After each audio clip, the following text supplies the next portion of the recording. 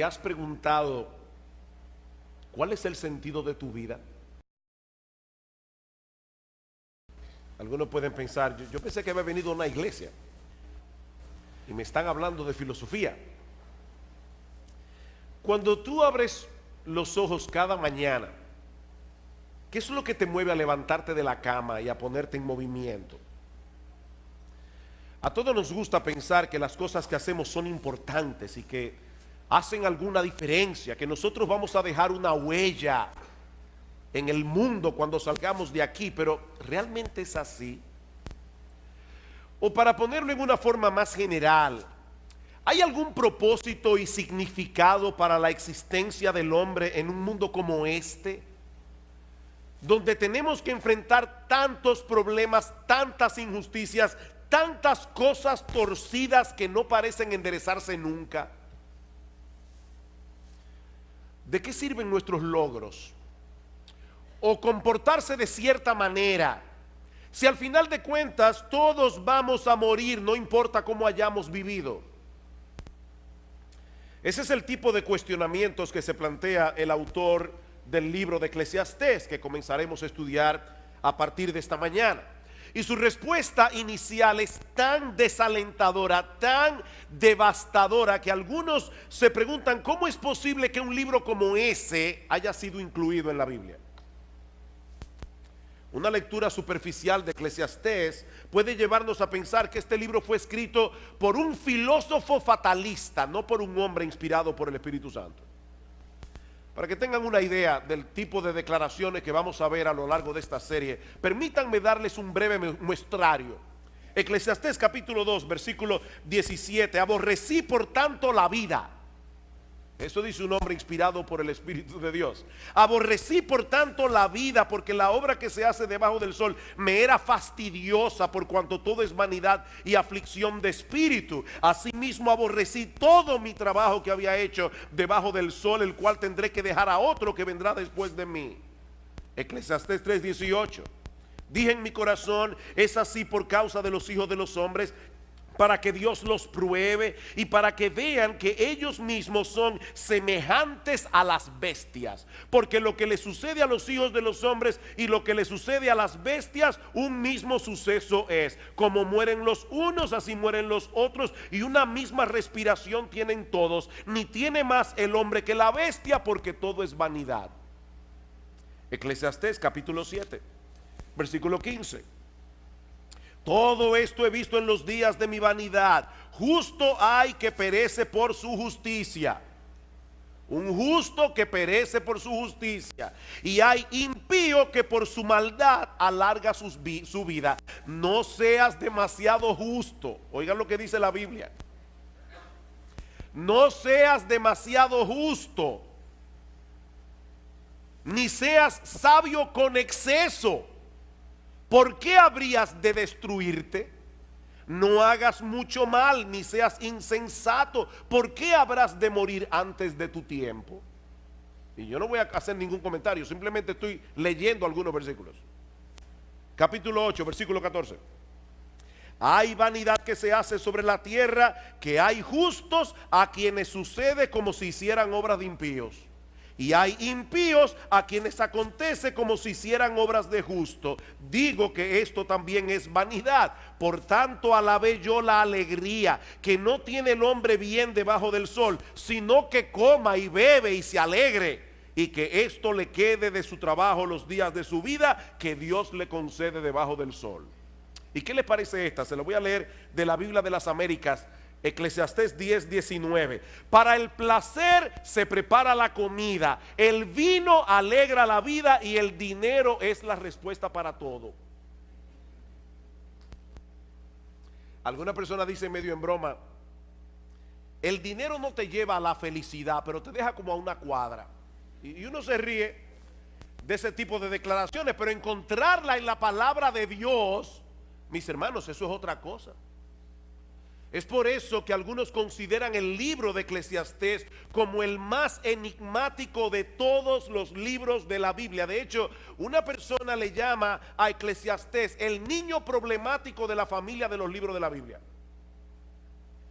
Sin embargo, como espero que nosotros veamos a lo largo de esta serie, este no solo es un libro fascinante, inspirado por el Espíritu de Dios, un libro que nos prepara para recibir el Evangelio de Jesucristo, sino que también es de gran ayuda para que los creyentes tengan una correcta perspectiva de la vida aquí y ahora. Lo que hace el autor de Eclesiastés, como veremos en un momento, es examinar la vida del hombre desde una perspectiva completamente secular, sin tomar en cuenta la existencia de Dios, para entonces mostrarnos que desde ese punto de vista la vida del hombre es completamente absurda. La vida del hombre no tiene ningún sentido. En la mañana de hoy yo quisiera introducir este libro de las Escrituras considerando básicamente tres cosas: su autor, su tema y su propósito. Eso es todo lo que vamos a ver en esta mañana. Veremos el autor de Eclesiastés, el tema de Eclesiastés y el propósito de Eclesiastés. Versículo 1, Eclesiastés capítulo 1, versículo 1. Palabras del predicador, hijo de David, rey en Jerusalén. Esta palabra que nuestras versiones de la Biblia traducen como predicador es la palabra hebrea Kohelet, un título que se le daba en aquellos días a un orador oficial que tenía la autoridad para convocar una asamblea y para enseñar a una asamblea. De hecho, la palabra griega para asamblea es la palabra griega eclesia, de donde proviene nuestra palabra iglesia y de donde proviene también el título de este libro, Eclesiastés, o el predicador. Algunos traducen esta palabra como el maestro, otros como el filósofo. Hay otros que prefieren dejarla sin traducción y de llamarle a este individuo simplemente el Kohelet, pero la traducción de nuestras versiones sigue siendo una de las mejores: el predicador. Ahora bien, ¿quién es este predicador que se atribuye la autoría de este libro? Bueno, su nombre no se menciona en ninguna parte de Eclesiastés, pero todo luce indicar que se trata del rey Salomón. En el versículo 1 se refiere a sí mismo como hijo de David, rey de Jerusalén, y más adelante en el versículo 12 nos dice que él fue rey sobre todo Israel. Mis hermanos, ¿quién fue el único hijo de David que pudo reinar sobre toda la nación de Israel? Únicamente Salomón, porque en los días de Roboam, el hijo de Salomón, el reino se dividió en dos. Así que todo luce indicar que este predicador no es otro que el rey Salomón, aparte de que las experiencias que él comparte en el libro encajan perfectamente en lo que nosotros conocemos en la Biblia del rey Salomón. Como ustedes recordarán, al principio de su reinado el Señor se le apareció a Salomón y le dijo: pídeme lo que tú quieras.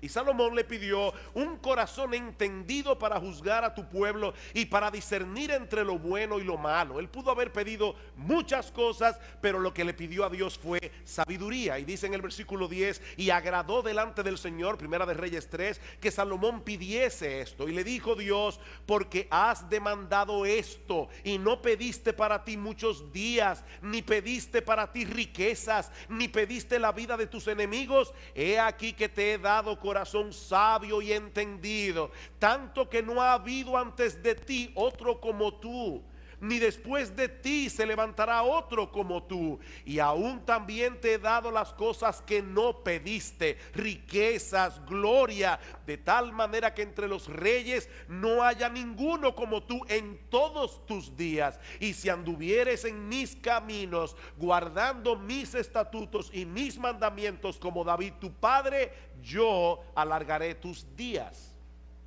Lamentablemente, Salomón no permaneció siendo fiel a Dios. Dice en el primer libro de Reyes, en el capítulo 11, que sus muchas mujeres desviaron su corazón hacia la idolatría. Salomón llegó a tener 300 esposas y 700 concubinas, un harén de 1000 mujeres. Por supuesto, la idolatría tiene consecuencias, y la vida de Salomón se volvió un total desastre. Y aunque nosotros no tenemos constancia de que Salomón se haya arrepentido y haya vuelto a los caminos del Señor, el libro de Eclesiastés parece ser su testimonio de arrepentimiento.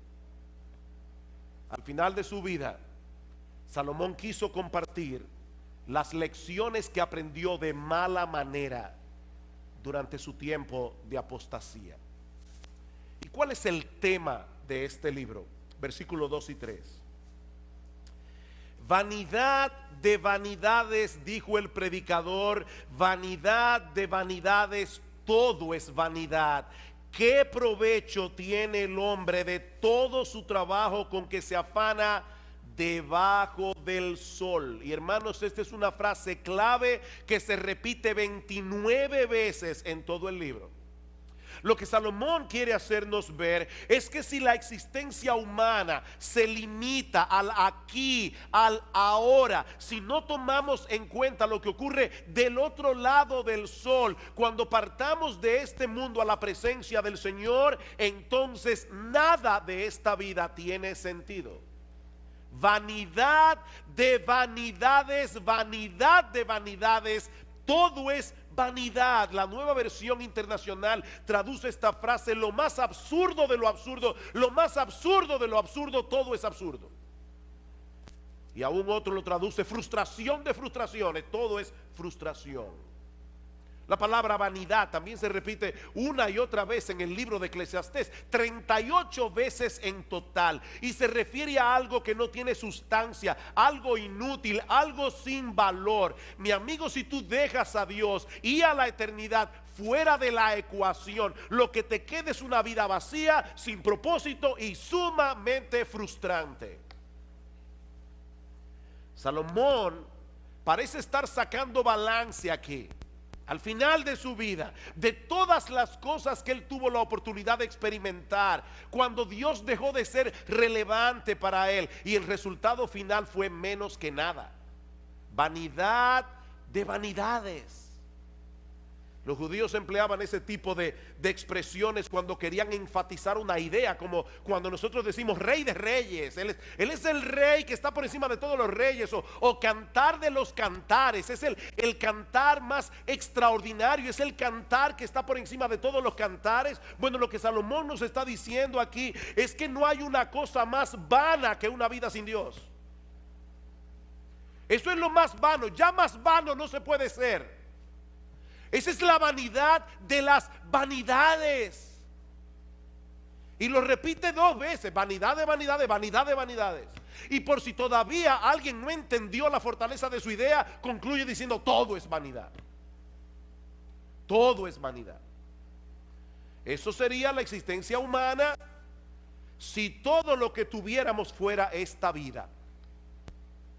Venimos de la nada. Somos el producto de un accidente sin propósito. Nos dirigimos inevitablemente a convertirnos otra vez en nada. Y entre una nada y otra nada, nosotros tenemos que estar viviendo en este mundo lleno de dificultades, lleno de problemas, donde los momentos de felicidad son muy escasos y muy transitorios.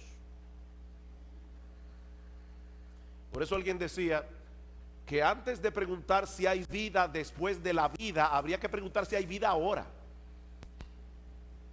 No después de la vida, es si hay vida ahora. Un día viene, otro día va, muy similar al anterior, y después de muchos días, la muerte. La pregunta es: ¿para qué afanarse tanto? Si al final de cuentas todos terminamos con las manos vacías. Versículo 3: ¿qué provecho tiene el hombre de todo su trabajo con que se afana debajo del sol? ¿Cuál es tu ganancia? Bueno, mire, yo me conformo con dejar un legado a las generaciones futuras. Genial. Pero ¿de qué te sirve eso a ti?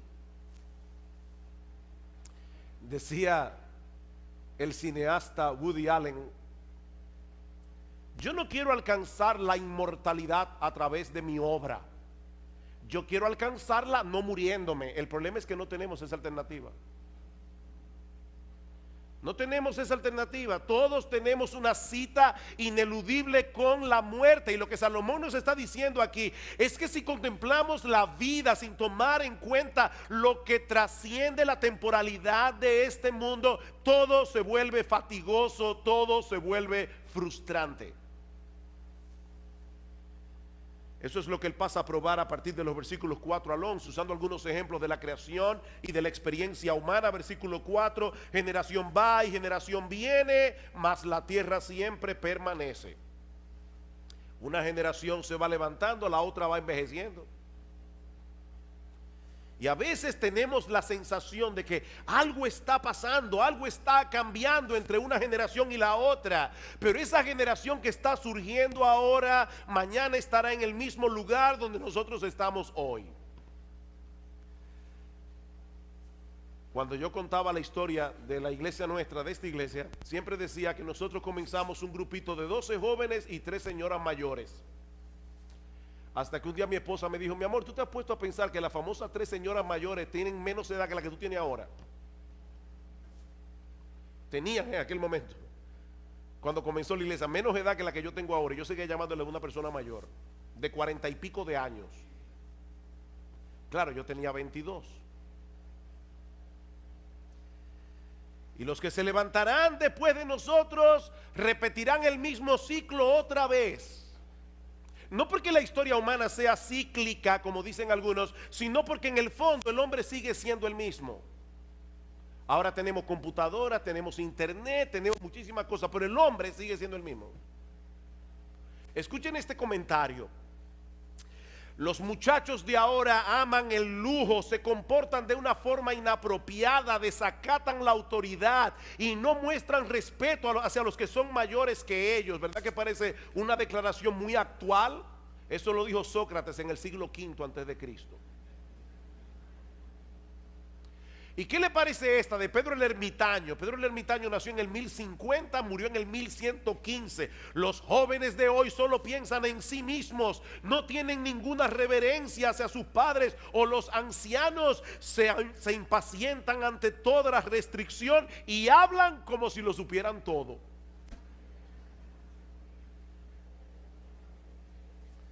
Ustedes ven el punto. La historia está en movimiento, pero nada cambia en realidad. Nada cambia. Es lo mismo que nosotros vemos en los procesos de la naturaleza.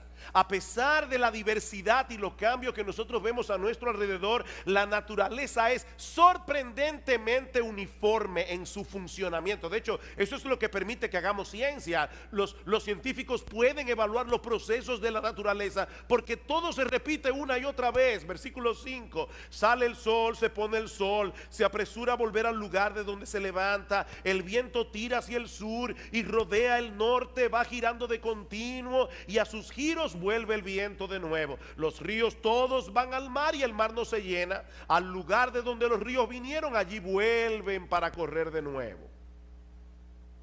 El sol salió esta mañana, se va a poner esta tarde, así será mañana y pasado mañana y dentro de 10 meses y dentro de 100 años. La misma rutina. Y lo mismo ocurre con el viento. El viento se mueve constantemente en una serie de circuitos que nosotros no podemos entender del todo y que tampoco cambiará con el paso de los siglos. El mismo circuito. Todos los ríos desembocan en el mar, pero el mar nunca se llena. Y al lugar de donde los ríos vinieron, allí vuelven para correr de nuevo. La misma cosa una y otra vez. Y esa monotonía de la naturaleza no es otra cosa que un reflejo de la monotonía de la vida humana. En ciencia política hay un principio que se conoce como el gatopardismo. Una novela que se llamó El gato pardo, donde apareció esta frase memorable: si queremos que todo siga como está, necesitamos que todo cambie. ¿Cómo así? Bueno, lo que este principio establece es que los políticos tienen que iniciar constantemente algo que se parezca una transformación revolucionaria, pero dejando en realidad las mismas estructuras de poder, de manera que todo cambia, pero nada cambia. ¿O no es así? Eso es el gatopardismo. Todo cambia, pero nada cambia. Eso es básicamente lo que Salomón nos está diciendo en Eclesiastés. Lo que nosotros vemos en los procesos naturales es lo mismo que ocurre en la experiencia del hombre. Versículo 8: todas las cosas son fatigosas más de lo que el hombre puede expresar. Nunca se sacia el ojo de ver ni el oído de oír. Eso fue cierto en los días de Salomón, lo es en el día de hoy. En la historia de la civilización, el hombre nunca había tenido a su alcance tantas posibilidades de ver y oír cosas diferentes. Hace 200 años, si usted quería escuchar música tocada por una orquesta, usted tenía que ir a donde la orquesta estaba. Ese era un lujo que muy pocas personas podían darse. Hoy día cualquier muchacho tiene a su alcance un montón de dispositivos, de programas, de aplicaciones que le permiten ver y escuchar lo que quiera y cuando lo quiera. iPod, iPhone, iPad, iTunes, MP3, YouTube, SoundCloud, Netflix, Crackle y yo no sé cuánta cosa más. ¿Y saben qué? No importa cuántas cosas veas, no importa cuántas cosas escuches, nunca te sentirás satisfecho. Nunca te sentirás plenamente satisfecho. Yo recuerdo cuando era niño, a mi padre le encantaba hacernos cuentos árabes.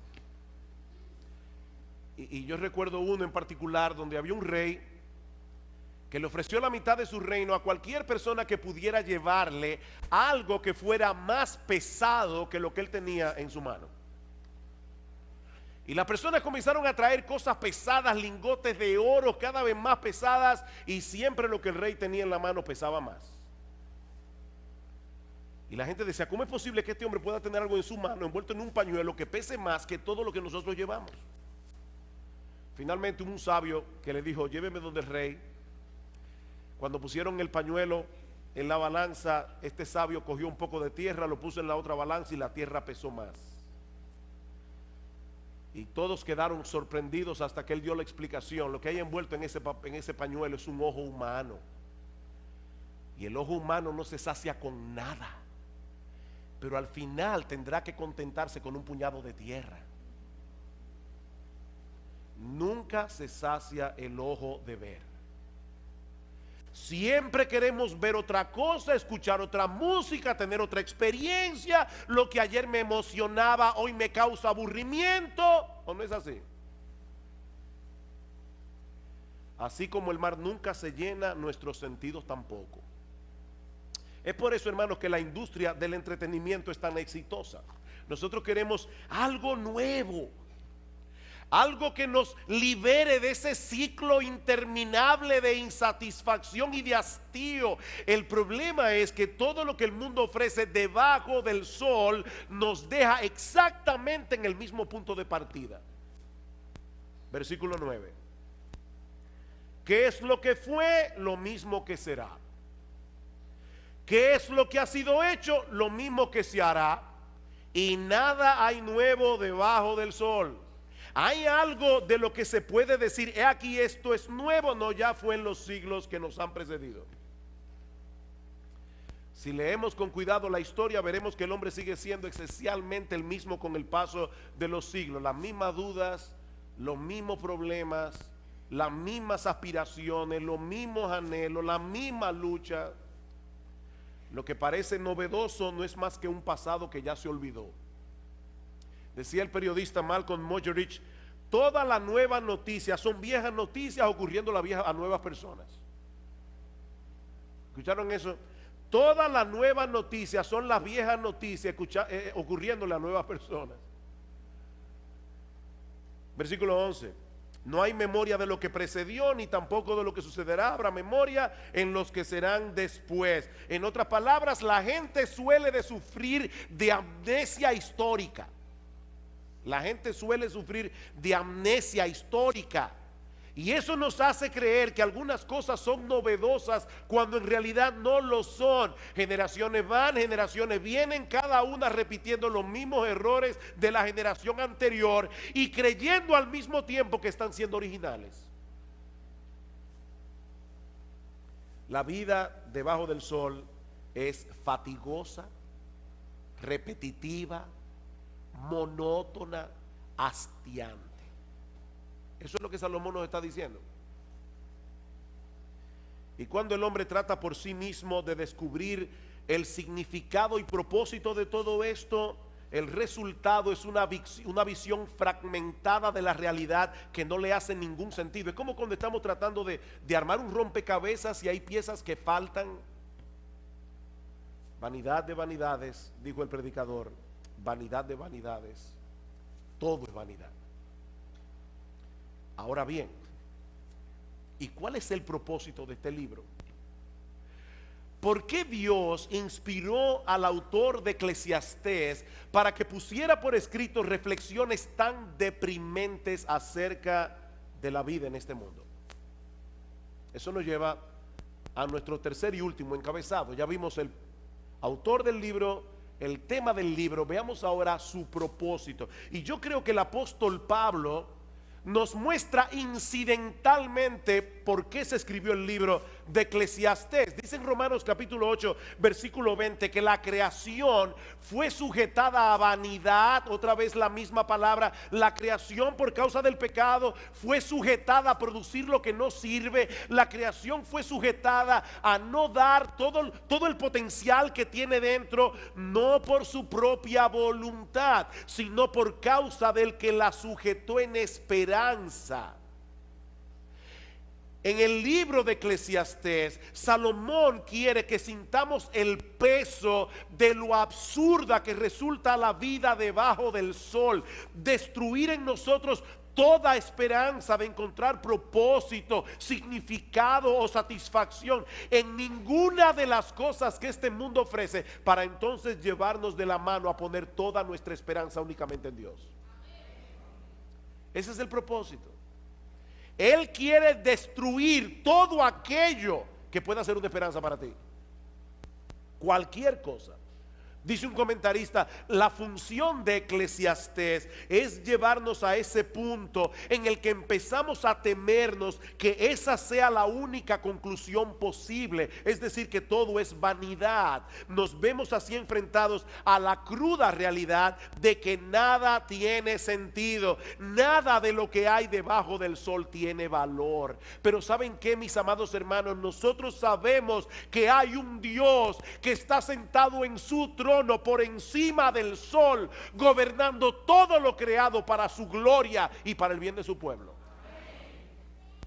Y eso hace toda la diferencia del mundo. Mis hermanos, ese Dios no solo ha prometido libertar su creación de la vanidad a la que fue sometida por causa del pecado, como dice Pablo en Romanos 8, sino que también nos permite contemplar ese mismo escenario que Salomón nos presenta en Eclesiastés, pero desde otra perspectiva completamente diferente. Vamos a introducir a Dios ahora en Eclesiastés capítulo 1 y vamos a ver qué pasa.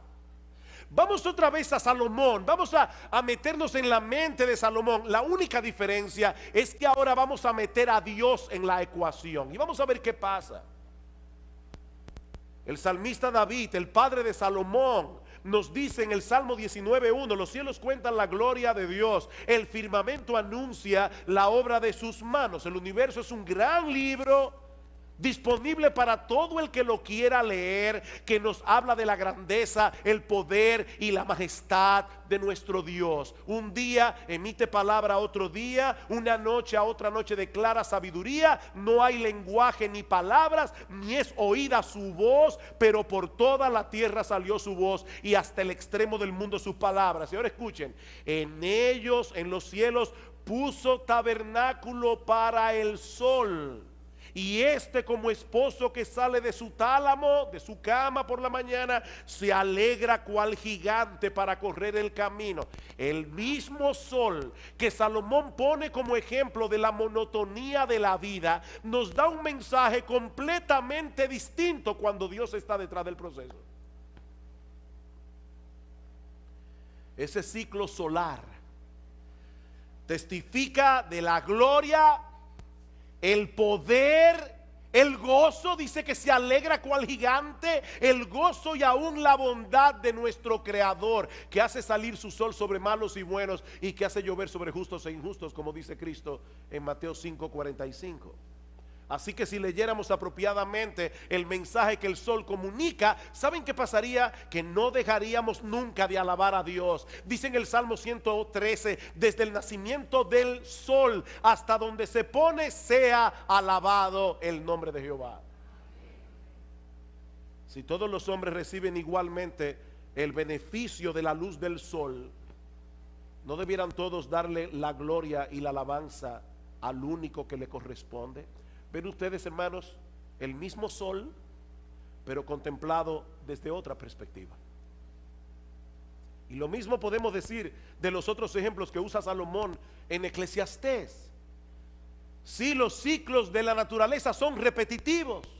Ahora la pregunta es, cuando nosotros colocamos a Dios en el panorama, ¿qué nos enseñan esos ciclos repetitivos de la naturaleza? Son un testimonio contundente de la sabiduría y la fidelidad de nuestro Dios.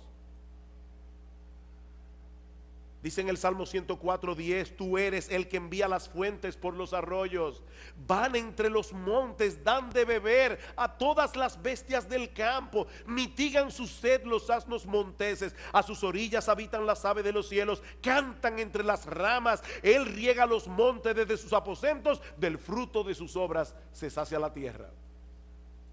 Nosotros le llamamos a esto las leyes de la naturaleza. Esa es una expresión que nosotros usamos simplemente para tratar de dar a entender cómo es que Dios opera, porque es Dios el que mantiene la naturaleza funcionando. Él es el que envía la lluvia. Si Dios no quiere, mañana no sale el sol, porque Él es Dios. Y ya lo detuvo en Gabaón, Él puede hacerlo otra vez. Pero es Dios, nuestro buen Dios, el que está cuidando la tierra. Es Dios el que está detrás de todos esos ciclos repetitivos. Así que mis hermanos, si nosotros vemos la naturaleza y no vemos a Dios, el mensaje que la naturaleza nos comunica es totalmente desalentador. Pero de repente introducimos a Dios en la ecuación y todo cambia drásticamente. De repente todo tiene sentido. Salomón nos dice en Eclesiastés 1:8 que el ojo nunca se sacia de ver ni el oído de oír. Pero alguien dijo muy sabiamente, el ojo no se satisface hasta que no ve la mano de Dios. Y el oído no se satisface hasta que no escucha su voz. Mis ovejas oyen mi voz, dice el Señor en Juan 10:27, y yo las conozco. Y me siguen y yo les doy vida eterna y no perecerán jamás, ni nadie las arrebatará de mi mano. Yo soy el pan de vida. El que a mí viene nunca tendrá hambre, y el que en mí cree no tendrá sed jamás. Ustedes se dan cuenta, hermanos, del contraste tan marcado que hay entre Eclesiastés y el Evangelio. Por un lado, vanidad de vanidades, todo es vanidad. Por el otro lado, yo he venido para que tengan vida y para que la tengan en abundancia. Juan capítulo 10, versículo 10. Salomón nos dice en Eclesiastés 1:9 que no hay nada nuevo debajo del sol. Y luego pregunta en el versículo 10, ¿hay algo de lo que se puede decir, he aquí esto es nuevo? La respuesta es, sí lo hay. ¿Hay algo nuevo? Sí lo hay, sí lo hay. Siempre y cuando contemplemos a Dios en el centro de todo. Ese es el punto. Sí lo hay. Hay un nuevo pacto en la sangre del Señor Jesucristo. Dice en Lucas 22:20, un nuevo pacto por medio del cual todos nuestros pecados son perdonados. Un nuevo pacto donde Dios nos concede de pura gracia el don de la vida eterna. Sí hay algo nuevo. Dice en Ezequiel capítulo 36 que Dios promete darnos un nuevo corazón, para que podamos reverenciarle como es debido, para que podamos obedecer sus mandamientos. Dice en 2 Corintios 5:17 que si alguno está en Cristo, nueva criatura es. Sí, Salomón, hay algo nuevo. Dios me hizo nuevo, Dios me transformó, Dios me libertó del pecado. Si alguno está en Cristo, nueva criatura es. Las cosas viejas pasaron, y aquí todas son hechas nuevas. Hay algo nuevo, sí, Salomón dice en Efesios 4:24 que Dios nos ha dado un nuevo hombre, creado según Dios en la justicia y santidad de la verdad. Y por si todo esto fuera poco, dice en Apocalipsis 21:5, y el que estaba sentado en el trono dijo: he aquí, yo hago nuevas todas las cosas. Todas las cosas. Queridos hermanos, algún día todo será nuevo. Algún día todo será nuevo. Esta creación que fue sujetada a vanidad, esta creación que fue sujetada a producir lo que no sirve, será libertada de la esclavitud de la corrupción, dice Pablo en Romanos 8:21, a la libertad gloriosa de los hijos de Dios. En aquel día será eliminado por siempre todo vestigio del pecado en nosotros y en lo creado. Y ¿saben qué, mis amados hermanos? Nunca más experimentaremos la frustración y el hastío que muchas veces experimentamos en este mundo caído, aún los cristianos. O tú nunca te aburres, tú nunca te hastías, nunca te sientes frustrado.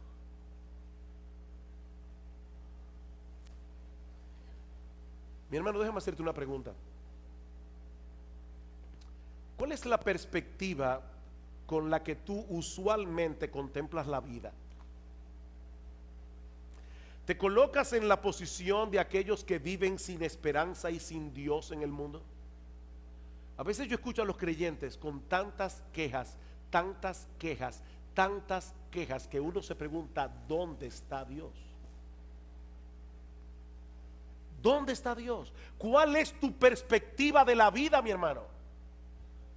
¿Eres tú de aquellos que, aún siendo cristiano, redimido por la sangre del Cordero, contemplan la vida desde la perspectiva de aquellos que viven sin esperanza y sin Dios? ¿O te levantas por encima de lo que tus ojos ven debajo del sol para contemplar todas las cosas a través de la presencia omnipresente de Dios en el mundo? Miren, hermanos, no hay que ser un incrédulo para perder de vista a Dios. De hecho, en la época de Salomón el ateísmo no se conocía. Eso era algo extraño. Salomón no está diciendo que vamos a contemplar la vida desde el punto de vista del ateo. Basta simplemente con que tú creas en Dios, pero no lo tomes en cuenta. No hay que ser un incrédulo para perder de vista a Dios. Sobre todo cuando las cosas no están saliendo como nosotros quisiéramos. Pero Dios sigue estando en su trono, dando un sentido y propósito a todas las cosas, para que al final de la historia todas redunden para su gloria y para el bien de su pueblo. Miren, mis hermanos, Dios se va a salir con la suya. Nadie puede frustrarlo. Él tiene un plan, y en ese plan nuestro bendito, glorioso, extraordinario, inefable, incomparable, inmutable Señor y Salvador Jesucristo se llevará toda la gloria. Y nosotros estaremos ahí para gozarnos con Él. Y si tú estás aquí sin Cristo, mi amigo, no intentes encontrar el significado y propósito de la vida en este mundo dentro de los límites de las cosas que este mundo ofrece. Como dice Agustín de Hipona, Dios nos hizo para Él, y nuestra alma solo encontrará descanso cuando lo encuentre en Él.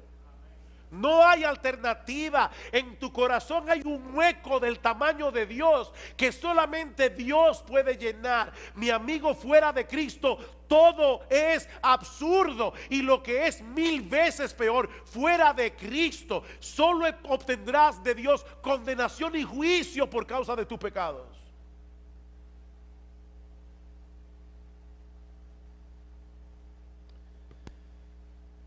Miren, hermanos, hay frases que en el mundo evangélico se repite tanto y tanto y tanto, que se convierten en clichés, Y nosotros dejamos de percibir la verdad que hay detrás de esas frases que se repiten una y otra vez.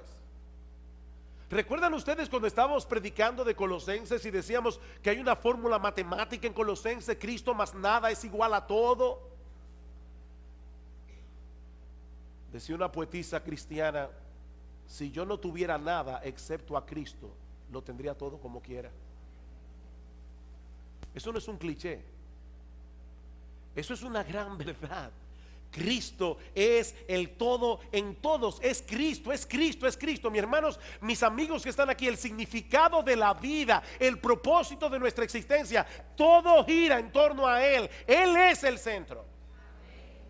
Es Cristo, es Cristo, es Cristo y nadie más. Dice en la Escritura que hay un solo Dios y hay un solo mediador entre Dios y los hombres, Jesucristo hombre. Él se introdujo en la historia humana. Él vino y vivió debajo del sol. ¿Sabes para qué? Para morir por nuestros pecados, para reconciliarnos con Dios, y ahora ofrece en el Evangelio perdón y vida eterna a todo el que viene a Él en arrepentimiento y fe. Es Cristo y solo Cristo.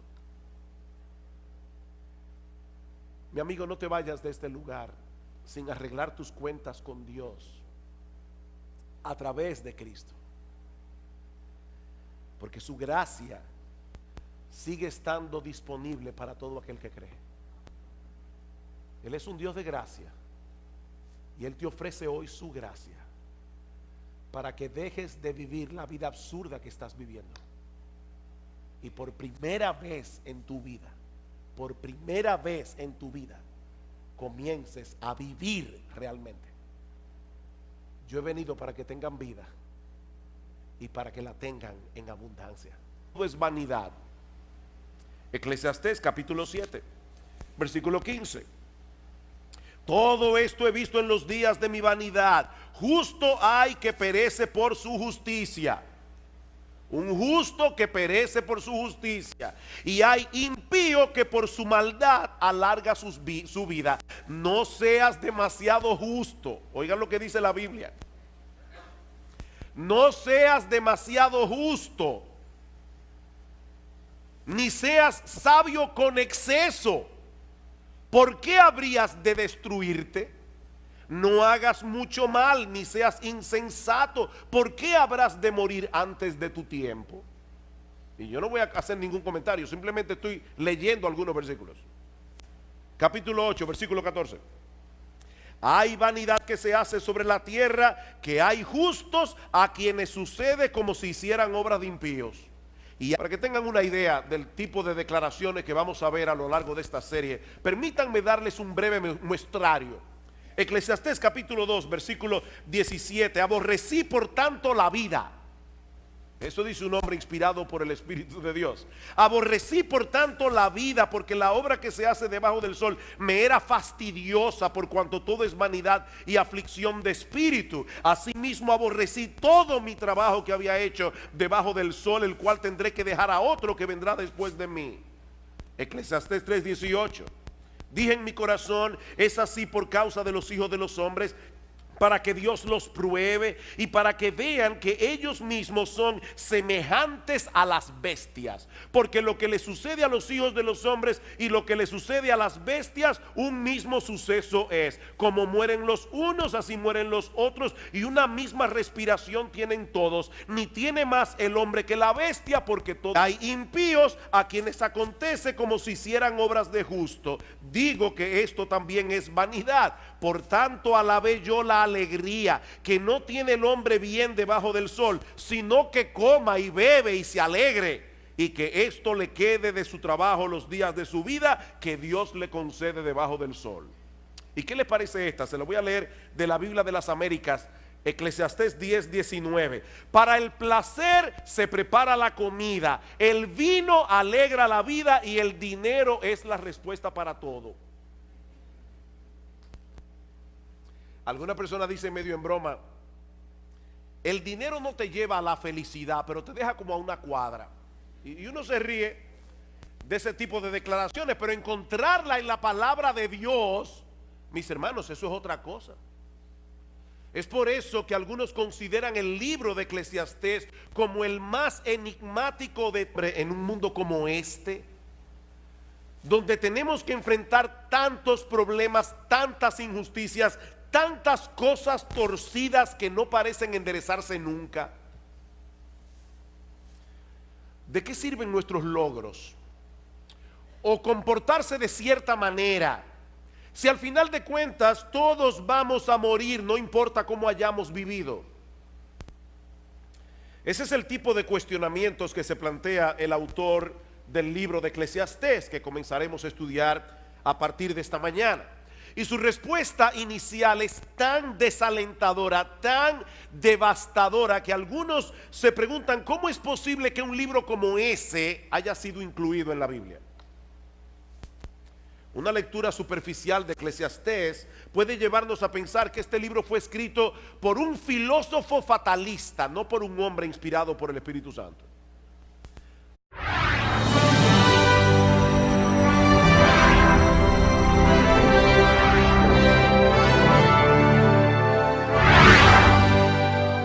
¿Alguna vez te has preguntado cuál es el sentido de tu vida? Algunos pueden pensar, yo pensé que había venido a una iglesia y me están hablando de filosofía.